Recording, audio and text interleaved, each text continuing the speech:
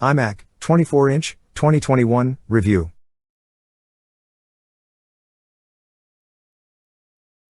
New iMac, 24-inch, 2021, is not only a huge improvement over its predecessor, but also Apple's boldest reinvention of its iconic all-in-one Mac for almost 15 years. With a modern, sleek look, the design is a welcome update since the previous design had begun to feel stale. Additionally, the 24-inch model replaces the 21.5-inch, the 27-inch remains available. Although it features a larger screen, the new iMac, 24-inch, 2021, measures just 54.7 by 46.1 centimeters and has a depth of just 14.7 centimeters. The screen itself is just 11.5 millimeters thick, compared to its predecessor's dimensions of 52.8 by 45 centimeters and a depth of 17.5 centimeters. The new iMac, 24-inch, 2021, is available in 7 vibrant colors, harkening back to the iMac G3 of old and showing Apple's confidence and playful side. You can choose the Magic Keyboard, mouse, and trackpad that match the color of your iMac, and elements of the Mac OS Big Sur user interface match too. It's a good thing that the change to the Apple M1 chip won't mean a price hike. For the base model, you get a 7-core M1 processor, a 256GB SSD, and 8GB of RAM. Also available are $1,499, £1,449, £2,199 Australian dollars configurations that will get you more color options, USB-C ports, and the full 8-core version of the Apple M1, albeit with the same SSD and RAM.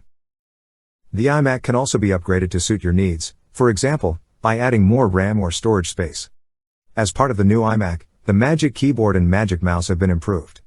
You'll have to pay an additional $50, £50, 70 Australian dollars if you want to switch from the mouse to the Magic Trackpad. If you want both, it'll cost you $129, £129, 179 Australian dollars. Despite appearing to be competitive with the new iMac, 24-inch, 2021, it won't be able to compete with the kind of power the iMac Pro offered. There's also the 16GB RAM limit of the M1 chip that strikes again here. If you need more memory, this isn't the PC for you. The most affordable model of the new iMac, 24-inch, 2021, which comes with an 8-core CPU and 7-core GPU, comes in fewer colors. 4, has only 2 Thunderbolt/USB 4 ports, as opposed to 2 USB 3 ports of the other models, has no Gigabit Ethernet, and no Touch ID sensor. You've probably noticed from the promotional materials and the photos in this review that the latest iMac has a completely new look. You can choose from 7 colors, depending on your aesthetic. In the late 90s and early 2000s, this color selection was common for Apple's iMac before it shifted to gray for all its new computers. Designed to resemble recent iPhones, it is slimmer and more compact than ever thanks to the Apple M1 chip, which powers this iMac. Apple was able to drastically shrink the logic board, allowing it to reduce the volume of the iMac by 50%. This tier of iMac boasts a 24-inch display, a significant upgrade from the old 21.5-inch display. As a result, the new iMac has a 30% smaller footprint, measuring 18.1 by 21.5 by 5.8 inches, 46.1 by 54.7 by 14.7 centimeters. It is also significantly lighter than the previous 21.5-inch iMac, weighing 4.48 kilograms, 9.88 pounds. The new iMac's smaller dimensions and footprint make it ideal for being carried around or installed anywhere in the home or office. Traditionally, desktop PCs are bulkier and more difficult to set up than all-in-ones. With a wireless keyboard and mouse included with the new iMac, and Magic Touchpad in some configurations, all-in-ones only require a single cable to get started, the power supply. Even here, Apple has made some pretty neat changes, illustrating how much attention to detail its designers paid to the new iMac. A redesigned power adapter connects to the iMac via magnets, bringing back Apple's MagSafe technology. Due to its placement on previous iMacs, it could be tough to insert the cable. A Gigabit Ethernet port is provided on the higher-end models, so you can use a wired network cable to connect to the power adapter. A woven cable extends over 2 meters, complementing the color of your iMac. Additionally, the Magic Keyboard, Magic Mouse, and Magic Touchpad all match the color of your iMac, while Mac OS Big Sur, the latest version of the Mac operating system, uses the same color as your iMac's desktop background. All these details make the new iMac feel more personal, because you chose the color scheme yourself. Apart from the new colors, there are not many changes to the Magic Mouse or trackpad, which may be a good or bad thing depending on how well you got along with them before. The Magic Mouse has never been a favorite of ours. We highly recommend a mouse with separate buttons and a scroll wheel instead. You can find ideas in our best mouse guide. Apple is also sticking with its baffling decision to put the charging port on the underside of the device. It's quite frustrating to not be able to use a mouse when it's charging, and it's strange that this oversight remains when Apple has been so meticulous with the redesign as a whole. However, some major changes have been made to the Magic Keyboard. Emojis, Spotlight, Dictation, Do Not Disturb, and Instant Lock are now available, using the FN and F keys at the top.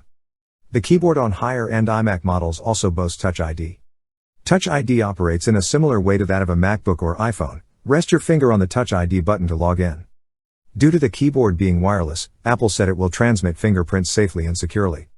During our time testing the new iMac, we found that it quickly recognized our fingerprint and logged us in without any noticeable delay. With the new iMac, 24-inch, 2021, the ports around the back also change. The Thunderbolt/USB 4 Type-C ports on the base model support data transfers at 40 gigabits per second. Additionally, you get 2 additional USB 3 Type-C ports, each with a 10 gigabits per second data speed. Since these ports perform differently, you should always plug your peripherals into the right ports, especially external hard drives. In a shadowy corner of a room, you may find it hard to find the lightning bolt icons that indicate faster USB 4 ports. On the back of the iMac, the power button remains in the left corner, but the headphone jack has moved to the left. The audio port is placed here because of how thin the new iMac is, which meant Apple could not put it on the back. Since there are no USB-C connectors on the back of the iMac, you will need an adapter if you use peripherals with USB-C connectors.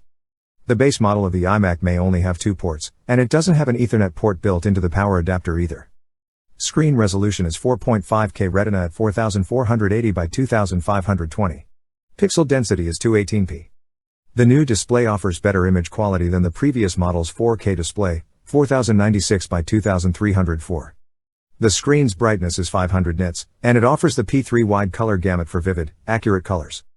This screen makes the iMac, 24-inch, 2021, a viable PC for editing photos and videos. The iMac, 24-inch, 2021, has been redesigned on the inside as well, using Apple's M1 chip for the first time. Besides the iMac, this is the same processor that powers the Mac Mini, M1, 2020, MacBook Pro 13-inch, M1, 2020, and MacBook Air, M1, 2020. In addition to the iPhone M1, Apple has also improved the performance of its other M1 devices. Apple's MacBook Air, M1, 2020, is currently the best laptop of 2021. According to Apple, the new iMac is up to 85% faster than its predecessor, which was based on Intel Silicon. Furthermore, Apple claims that the iMac will be faster than the fastest integrated GPU by up to 2x, which we find difficult to believe given AMD's more powerful APUs, and which we explore in greater detail in the M1 review. Since the review sample we were sent contains the full 8-core CPU and 8-core GPU, as well as 16 GB of RAM, our experiences are similar to what you can expect with a more expensive model. However, most users won't notice a big difference in performance when using the 7-core GPU model. Even while using multiple apps at the same time, flicking between them was quick and smooth, just as on previous M1-powered Macs. Third-party apps such as Adobe Photoshop and Microsoft Office, which run on the M1 chip, as well as all Apple apps, have done a good job of supporting the device. For older apps without an M1 version, Apple's Rosetta 2 tool enables them to run on M1 Macs with a minimum of performance degradation and compatibility issues. Overall, Rosetta 2 does a good job, and it's hard to detect if an app is running with Rosetta 2. We moved a 3 GB folder of files from an external hard drive to the iMac storage in less than 5 seconds, thanks to the SSD as well. Not only does this mean that Mac OS Big Sur and its various apps start up quickly, it means file transfers are extremely fast. Even though the 24-inch iMac screen has anti-glare coating, it's not quite as impressive as the nano texture finish. According to Apple, the new iMac has the best speakers ever in a Mac, and they complement the screen well. In addition, there are 2 force-canceling woofers, and these use the same tech found in MacBooks to eliminate vibration on the thin device from which the bass sounds are coming. iMac's sound quality is very good, allowing room-filling volume without distortion, plus Dolby Atmos spatial audio. Despite a lack of bass and somewhat thin-sounding audio with some music, the new iMac's audio performance is far superior to similar speakers found in rival all-in-ones. Most people won't need to connect external speakers to the new iMac. Webcam and microphone improvements are crucial with so many people working from home these days, and relying heavily on video calling for both personal and professional reasons. Its excellent webcam and microphones will be a major selling point if you find yourself making more Zoom or Skype calls with friends, family, or workmates.